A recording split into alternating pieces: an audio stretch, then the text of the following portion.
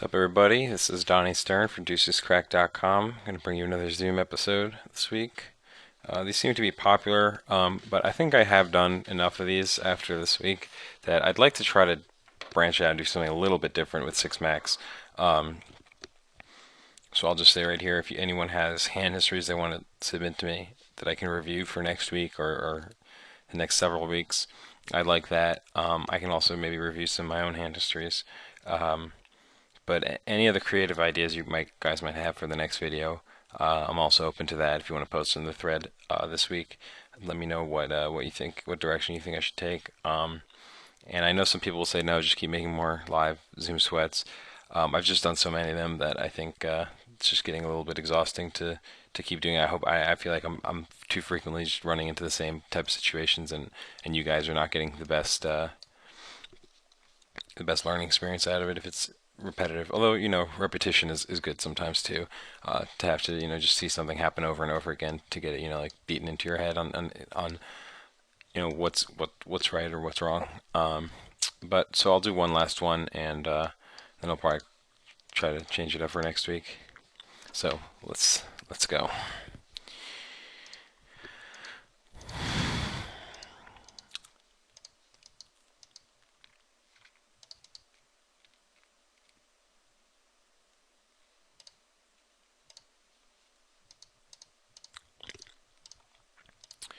So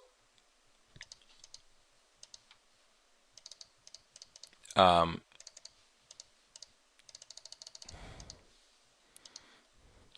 I'm going to fold the Jack 7 suited there to a cutoff open. I'd probably 3-bet it on the button. I like to raise that on, probably 3-bet that on the button a lot and out of position only if it's an extremely good situation. To go for 3-bet, would I extend to as bad as Jack 7 suited? I think something I touched on in the last video is basically, if you're playing well, you should probably be able to get away with playing looser when you're playing lower stakes. I'm playing 1-2 this week instead of 50 cent dollar I played last week, or I've played 2-5 in the past on Zoom, on the Zoom videos, I mean. And that's a good example. That hand, you're just way more likely to see somebody who will have, if you're talking about some random regular, who'll have a full to 3-bet that's just way too high in that spot. Usually it's going to be like the multi-tabling supernova elite grinders who might have a fold to 3-bet in that situation that's, like 70% or 80% or something ridiculously way too high. And then those are the sort of guys that you're going to want to 3-bet stuff as bad as Jack 7 suited from out of position. Top right, I decided to cold 4-bet 8-9 suited. I certainly can just fold. I didn't have any numbers on the guy. I think that it's not a bad hand to do it with in that situation, especially if he's ever. This guy has very nitty stats. I'm calling here. That almost certainly is questionable. I've tried to minimize this recently, doing stuff like just flatting threes, unless like it's one thing to do a cutoff or his button, where at least you're guaranteed position. Like this, there's 3 players behind he can squeeze, and I can't continue versus any squeeze. I don't know why I did it this time, despite probably talking about it a lot in videos. So I've been trying to cut down on that. It's not that I think it's explicitly like that terrible. It's just I think I'm just playing way too loose. If that's just deuces, threes, fours, and fives are just very, very hard to play in that spot. Even if I don't flop a set, but it's still a pretty good flop. I'm not gonna have an easy situation. The top right there, I 4-bet got it in with jacks. I think it's a very standard hand. Although in my last video, I 4-bet got it in a very similar spot with queens, and somebody criticized me and said that was way too loose. So I imagine he's gonna have a real big fit about the jacks hand. I don't know what to say except that I just think that's ludicrous, and I think that hand was very standard, and people 3-bet to get it in with much, much, much worse pairs in that situation. And it would just be results oriented to criticize that hand.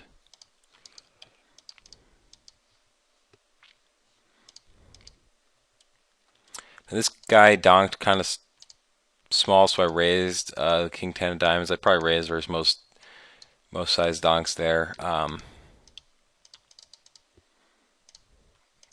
just gonna stick it in, even though I don't perceive to have a ton of fold equity.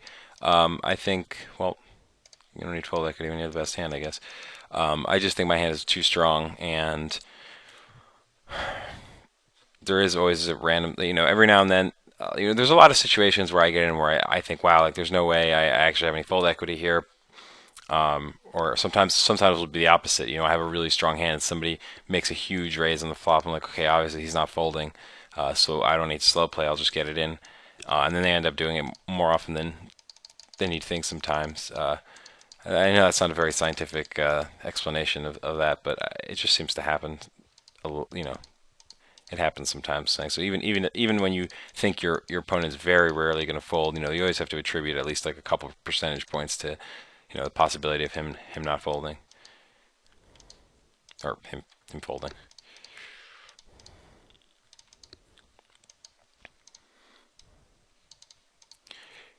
This is a very strange spot in the on the top left. I flatted pre, and I definitely might have four bet or a three bet sometimes. I'm gonna cold call, and I'm gonna explain that in a second. Against a lot of players, I would never cold call here. I think I can get away with it with a guy who I perceive to probably be an amateur player, not a regular, based on a few obvious factors: his stack size, the fact that he's displaying his silver star badge, and the fact that I've never seen him before. Although I don't know like the player pool here that well.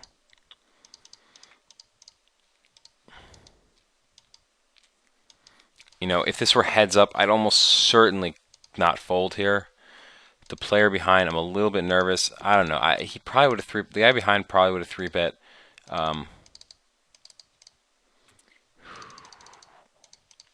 This is a tough spot. The guy behind probably would have three bet aces and kings. And this is very, very close, I think.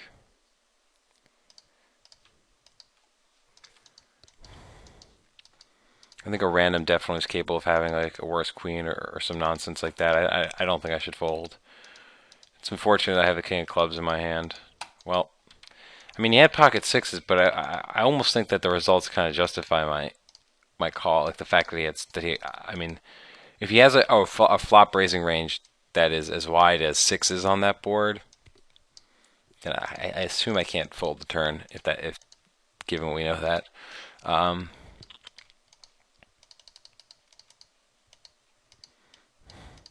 Anyway, what I was going to say is on the flop, I think my hand looks a lot like what it is, and anytime you get in that sort of situation, I don't like having like an extremely limited range in any situation like that. So against good players, a lot of time I'll be very hesitant to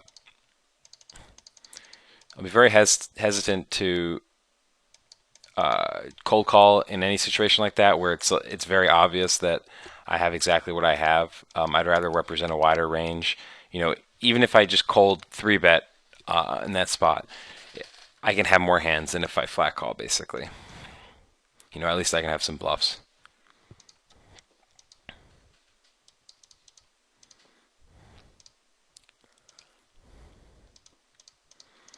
But what I was saying is that when it's against an amateurish player, a guy who I perceive to probably not be that good in that situation, I don't really care about playing my hand face up sometimes. If that's what I think is going to be the best play in a vacuum, I'm going to make it. I don't think there's anything wrong with that, especially there's a really good chance you won't ever play with the guy again. I mix it up here between three betting and calling the ace 10 suited.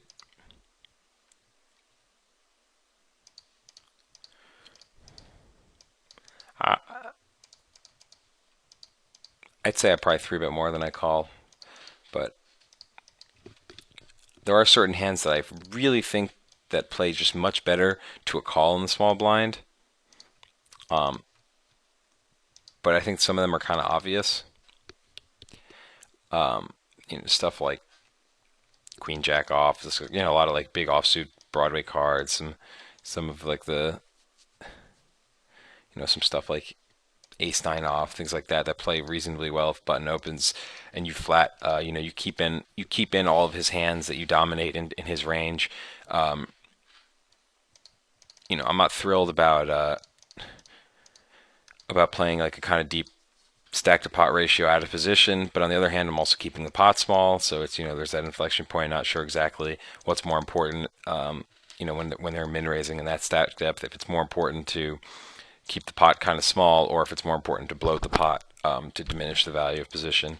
Uh, there's obviously a point where it shifts from one becoming more important than the other. Um, but anyway, what I was saying is I think there are those certain hands that play really well to just flatting there. If you don't have a very aggressive 3-bet 4-bet dynamic with the guy, then 3-betting something like sevens might not be a great idea, and it might be a better hand to flat with. Um, Again, bottom left, I could definitely 3-bet the king queen off. Out of position, I decided to flat it for some min raise. I would definitely not fold something like king queen with a spade in my hand, probably on this flop. Um, I think that hand is like just barely good enough to continue with, and since I think that hand's just barely good enough to continue with, I don't think this hand is good enough to continue with a king queen off. So going back to what I was saying about the flatting the small blind, and so what I'll do to balance that, so it's not extremely obvious that I just have hands um, that play really well to uh, so it's not obvious that I just have like those very specific hands that seem obvious, like they play well to a button open. Sometimes I'll flat hands that I wouldn't normally think are necessarily the best in that spot, for the sake of balance, for the sake of at least confusing my opponents as to what they might perceive my small blind flatting range to be. Um, I don't obsess over that too much. That's just something I think about in the back of my head. In an effort to try to keep my opponents guessing, and not be able to ever zero in on any of my ranges in any specific spots.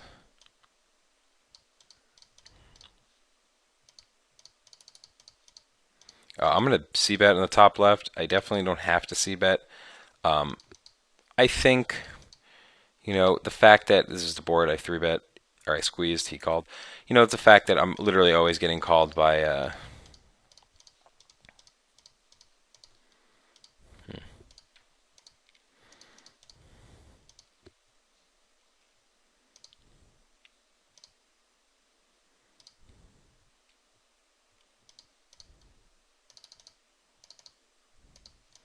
I'm going to 4-bet this. This is again another pretty close 4-bet. I don't have to 4-bet this. I could just call. Um,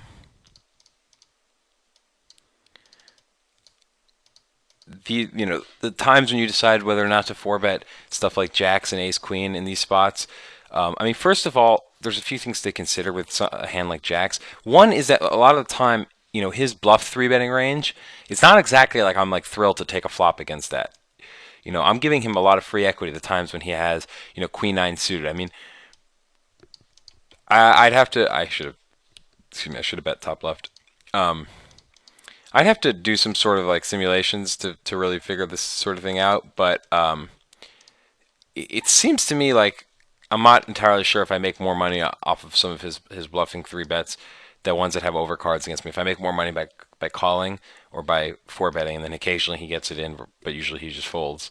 But him folding is like not the end of the world when he has something like queen nine suited, and he's gonna outflop me whatever 3-1. So about like right, about like 20, between like 20 and 25% of the time. Um, Crap, timing out all over the place. And I know a bunch of people told me like, oh, you got to get on Table Ninja when you're playing Zoom. I assure you, this is not the standard amount of. First of all, this is not the standard amount of timeouts for me. It's just that when I'm making a video, I try to focus a lot of my energy on what I'm talking about. So I do miss hands sometimes. But also, Table Ninja just crashes relentlessly whenever I've tried to use it while making a. There it is again. Well, you use it while making a video.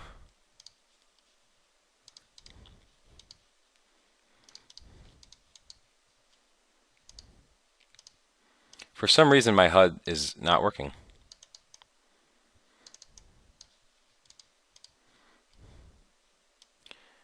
That's another annoying thing. lately my hold'em manager has been kind of buggy. All right, you know what? We're gonna use the force for the rest of this episode since my HUD isn't working. I'll just go without a HUD. And you know what? I think you should pretty much always use a HUD whenever you can. But I know there's some people out there who watch this video who don't use a HUD. I was sort of resistant to it for a while. I think it was very ignorant of me to not want to use a HUD for a while, but I eventually realized how dumb I was and I just started using it. But there are some people who still don't and who'd like to talk about hands without using HUD stats. And it's worth talking about, how you play certain situations if you don't have any stats in your opponents. Or if for whatever reason you are unable to use a HUD. Sometimes when I'm traveling, I'm on my laptop. I can't get my HUD to work, and I don't, I refuse to just not play if I want to play, just because I don't have my HUD. I'm still going to play. So you can talk about what else you can do. The truth is, for something like Zoom, you're really screwing yourself without a HUD. For something like Zoom, where it's just very hard to get reads on your opponents because you can't even see the hands that are being played. You can't look at previous hand histories. For something like that, you really, really want a HUD. So I'm really going to try to get it going. Now that I made a speech about how important the HUD is, I can't really justify continuing the video without a HUD. So I got check raised on this board on the top right.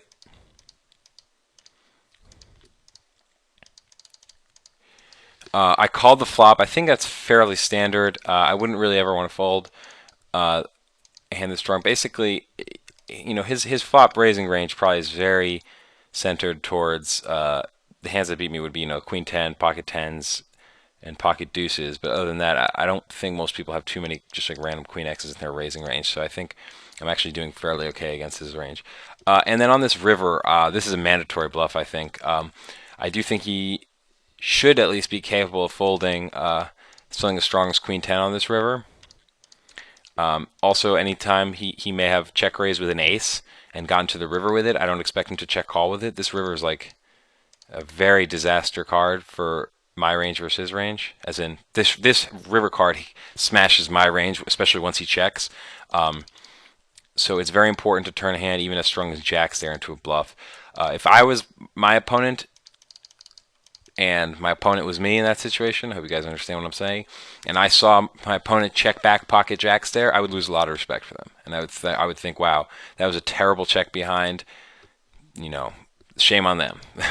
That is just, you absolutely sometimes have to turn, a big pocket pair, which started out as second pair, became third pair. That has to become a bluff in certain spots, and that is definitely one of them. First of all, it's the type of situation where your opponent is just folding a really high percentage of the time.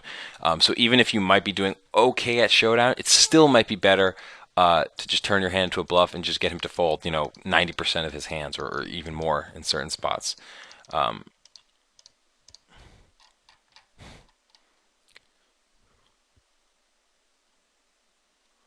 This is a very strange spot. In the bottom right. Not the best card on the river, not the best turn card. I don't really think I beat much there. He was a pre-flop raiser when he check called on that board texture. I don't know. I don't think he has ace high when he check calls ever. I certainly could check back this 8-9 on the turn. Seems like a good enough, bad enough hand that I can still bluff with it though.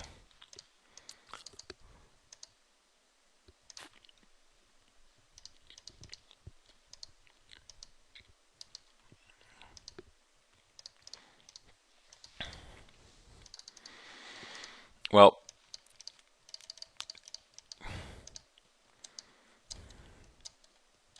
this is a very tough spot between calling and raising. Well, I'm glad I didn't raise. I think raising on the river there with pocket eights would be very reasonable, and it would be something like raising tens might be mandatory. Maybe even raising eights is also mandatory. I probably could have bluffed top left. Maybe raising tens would be bad also. Um, Basically, that spot, his river bet size didn't. I don't think it gave away too much for me. There's some chance that I would say go for a raise there if he bet kind of small, but you always have to be careful with that when your opponent bets kind of small in the river and you think, okay, now his range looks pretty weak. I'm therefore going to make a thinner value raise than normal. Um, that is the type of spot that I would expect opponents to be capable of making a tricky bet size to induce. There's certain spots where I think, and it's hard for me to just say this in an abstract sense without talking about specific examples. But there's certain spots where I'd say if my opponent makes a very small bet on the river, I think I'll end up being pretty confident that he's not just inducing with a strong hand. He actually is betting according to the strength of his hand, and he probably is not that strong, and therefore I should raise, second set on a three flush board in that situation. Now that spot, I think, because of the fact that I can have so many hands that could want to turn themselves into a bluff on that river, it would be a reasonable spot for him to make a small bet with a strong hand to try to get me to induce something for me. And it's also not the type of spot where if he bombs it, I'm like super likely to pay off with like pocket nines. So it's not like he loses that much by betting small, and just not being able to get me to call a huge bet because it's chances are he should have reasonable fold equity against me there. I'm not going to just pay off super light.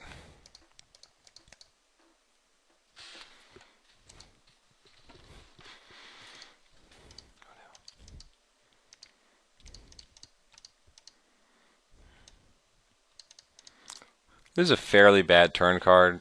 The offsuit 8 on the turn.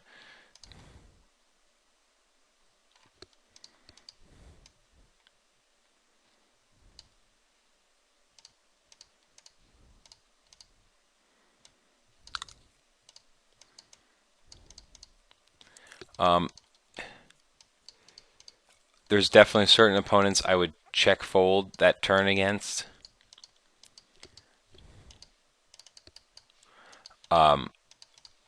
Just because I don't expect him to necessarily always be betting Queen 10 and Queen Jack on that turn. I think a lot of time he might check. Uh,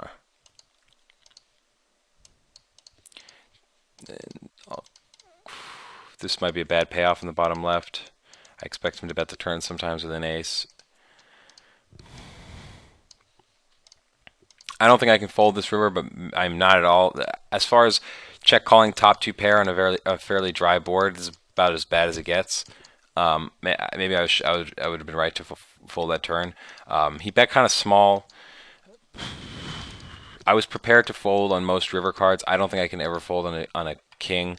I don't think he value bets too many worse hands, especially with that sizing on the river.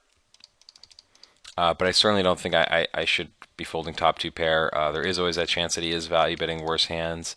I'm very close to the top of my range there. He definitely can be bluffing. There's not a ton he can be bluffing with because a lot of his bluffing hands got there on the river with a king, and he might do something if he has something like King 10 or King Jack. He probably just check back the river. So because of that, it being top two pair is not necessarily the greatest thing for me there because it's not like if he had a king, he'd be making that big value bet on the river. So maybe I should have made a really tight fold there on the river. I think that was maybe a slightly loose call on the river.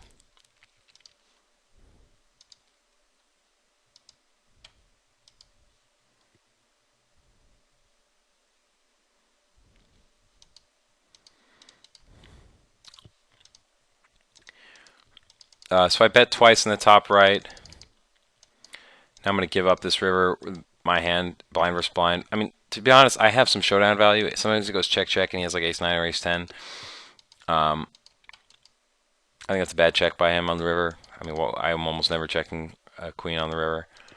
Just because he has so many like Jack X and one pair hands in his range, and we're blind versus blind, so I'd expect him to pay off. He should expect me to expect him to pay off at least some reasonable percentage of the time with worse hands. I think he should bet.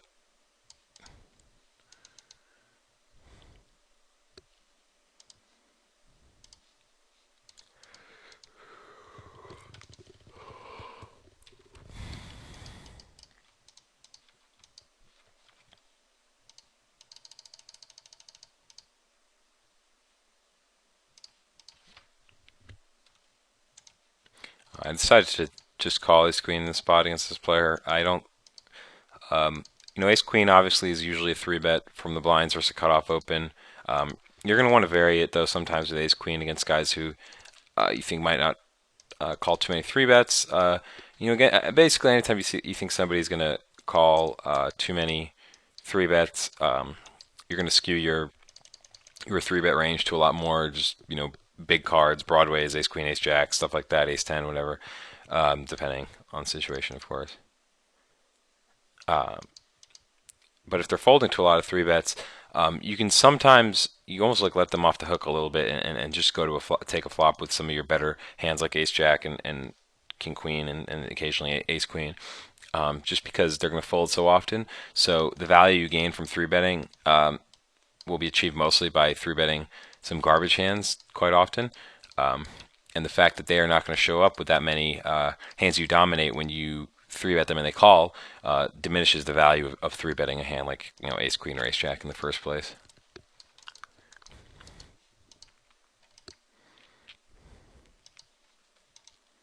I just called with jack 3 on the top right when I checked back the flop and he bet the turn. I don't think I should raise the turn ever really with my jack. Maybe with a better jack, a queen jack or jack 10, it has more value. But I don't beat any jacks, so it's my hand is still no, it's not a bluff catcher. It's not. I'm not gonna go overboard, but it's not exactly like a raise and be happy about it situation. Although he did pay off with a hand he should never have paid off with.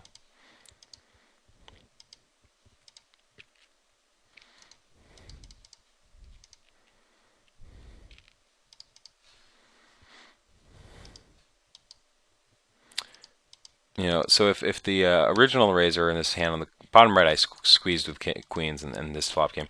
If the original raiser, who was this guy, had raised the flop, with a player behind and we're kind of deep, that's a tough situation for me to play. I have to think about what to do there.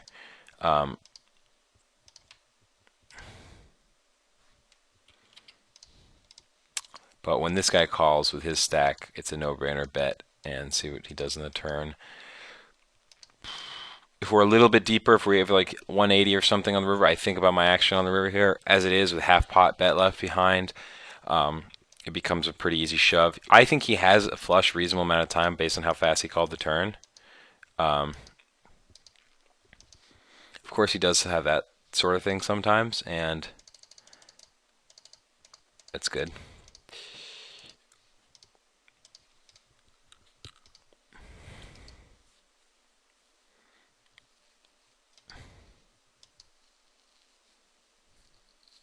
I should have 4-bet a lot smaller in the bottom left. I was just rushing because I was timing out. I was focusing on the other hand, talking about it. But even something as small as like 41 here would suffice.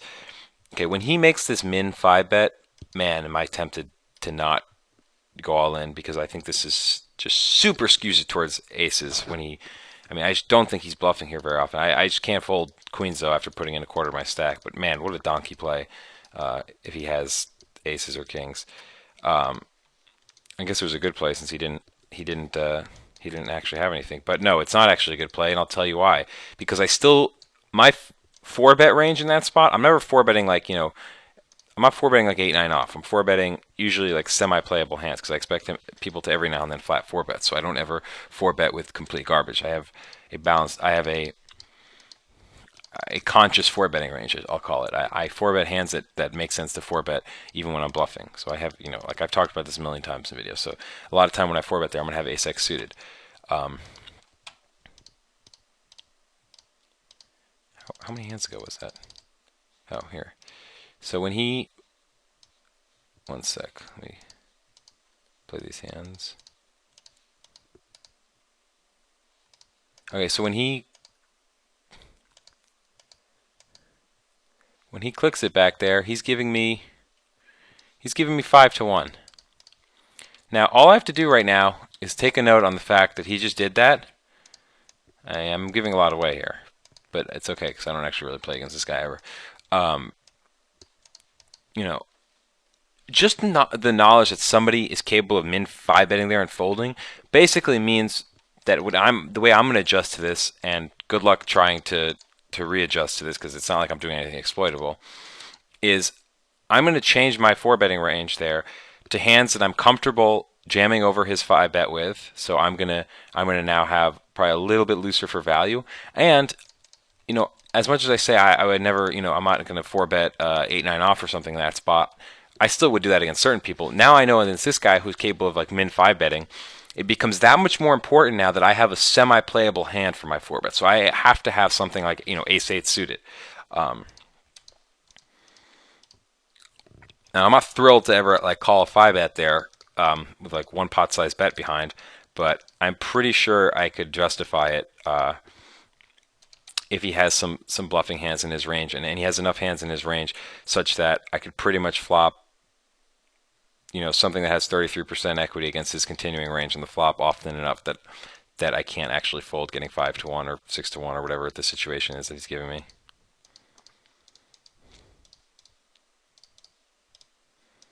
I think those spots are a little bit hard to to really figure out how to make money in those spots because even when you're plugging in the your hand versus range calculator on Pro Poker Tools, which is what I use for a lot of those spots, uh, which you guys should definitely be aware of. It's a great tool.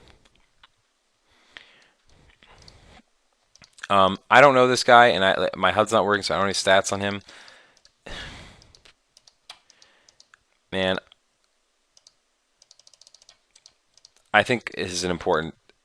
I was about to say, if I had had enough time, I would have said this is a spot where I think I have to bluff against a good player because a good player should fold ace king here almost every time. I'd expect a good player to fold ace king here almost every time. There's just very few hands I can be bluffing that river with, and I also think that most people would perceive me not to bluff the river with my hand because it has pair, has some showdown value. Um,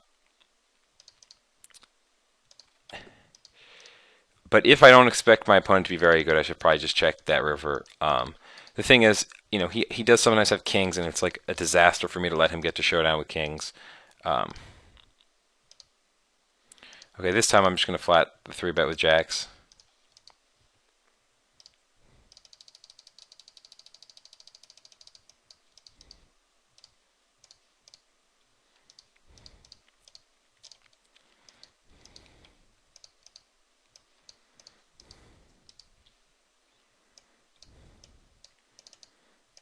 I will definitely call this flop more often than I would raise it. But I think doing something to balance, like raising when you don't have a spade in your hand. My hand is fairly vulnerable, and it's not like I expect him to fold something like pocket nines here, really. Nor do I expect him to ever fold when he has a 10 in his hand that he happened to a 3-bet with. Also, I think it's not out of the realm of possibility at all for him to bet 3-bet ace king on this flop. You see that all the time. People especially bet 3-betting something like ace king with a backdoor flush draw. Um,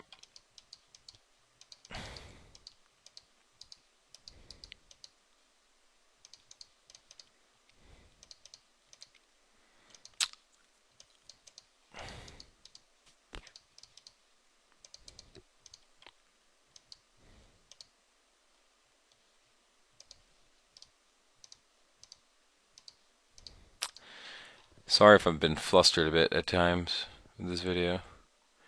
Oh, this guy just keeps betting really small, so I'm just going to call. And I know that I'm usually going to lose when I call that spot, but sometimes you just have to call when you're getting 3-1, 4-1, whatever he was giving me.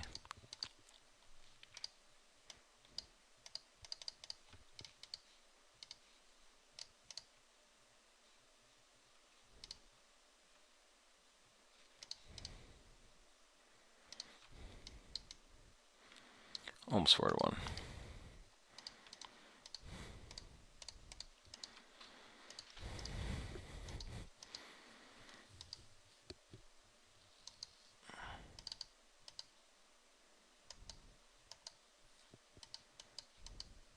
Anyway, so the point I was trying to make about the spot where my opponent min 5-bet me. I mean, first of all, how deep were we? He was probably almost priced in to call the shove with most of his hands. Um, Basically, I think against a good opponent, it's basically I think it's just a very exploitable strategy to have a min 5-bet range, a min 5-bet folding range there. Um, And against good, it's fine against certain crappy regs. You know, you can get away with doing stuff like that probably. But if you're playing against good players, you just can't pull those kind of shenanigans basically because first of all, even just in an immediate sense, you know, in a vacuum, I don't think it'll work often enough. And secondly, as just like an overall strategy or a game plan to have there, I think you'd be pretty tough to develop some sort of sound game theory strategy surrounding your min five betting range in that spot, 100 big blinds deep, when you're min five betting to over about over 35% of your stack, and then folding to a jam, getting probably 2 to 1, or I'm not sure exactly how much he was getting. It's just it's not a difficult strategy for your opponent to adjust to basically. And you know that's something that as you move up from lower stakes to higher stakes is something you have to think about is, you know, not just what are the best strategies, but what are the best strategies to have my opponents will have difficulty adjusting to. What are the ways I can you know, structure my ranges in every spot such that I'll be very difficult to play against. Obviously, there's going to be certain spots where you pretty much just play your hand in a vacuum. You know, when you're playing against random idiots, or if you have like a very clear positive EV decision one way or another, you're going to take it. But you also have to be conscious of, you know, your range versus their range predicaments that you're going to find yourself in. Got to always be thinking about those G bucks. Those are Galfon bucks for those unaware, as opposed with Sklansky. They're the evolution of the Sklansky bucks. It's not just your hand against their hand and what your EV is. It's your range against their range. Actually, Galfon might have only said your hand against their range. Either way, I'm sure he meant your range against their range.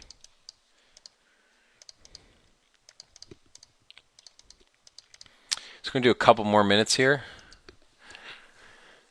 This will probably be the last sweat video for a little while. Like I said, going to try to move on and do some other stuff.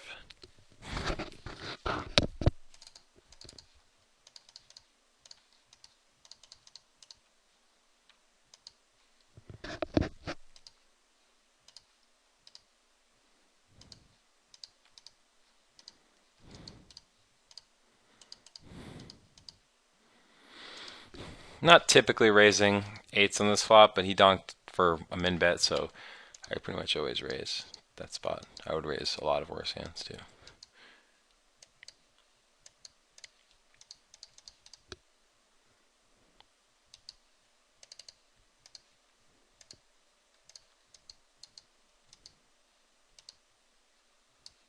Let me see how many people are in this pool right now. 81. And looks like nobody's playing 2-5 right now. Yeah, Sunday nights kind of slow, I guess. Everybody's worn out from playing tournaments and watching football. Right, Europeans? Isn't that what you were all doing?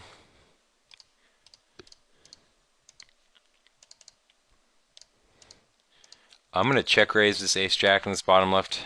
I think it's more than strong enough in this spot. He pretty much always jams every flush draw. He never folds a jack. He's unlikely to fold a lot of other hands that hit a piece of this board. So I like check raising ace-jack there. And I'm going to call it quits in the next big blind.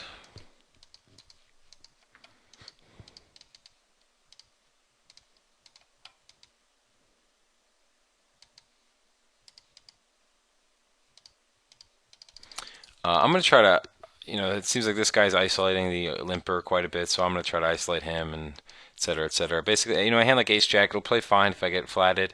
The quality of the hand plays fine if I get flatted there, but it's not exactly the greatest hand three-way out of position, especially opportunity to let the big blind in. It's just a very profitable three-bet in that spot. And my hand's not quite suited to... I mean, I don't mean suited, but it's not suited either. But I mean, it's not suited to see a flop multi-way, basically. By suited, I mean fit. It's not fit to see a multi-way flop. It's also not suited.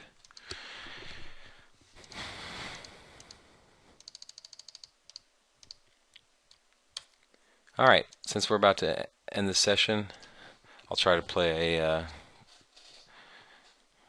350 big blind pot for you guys here.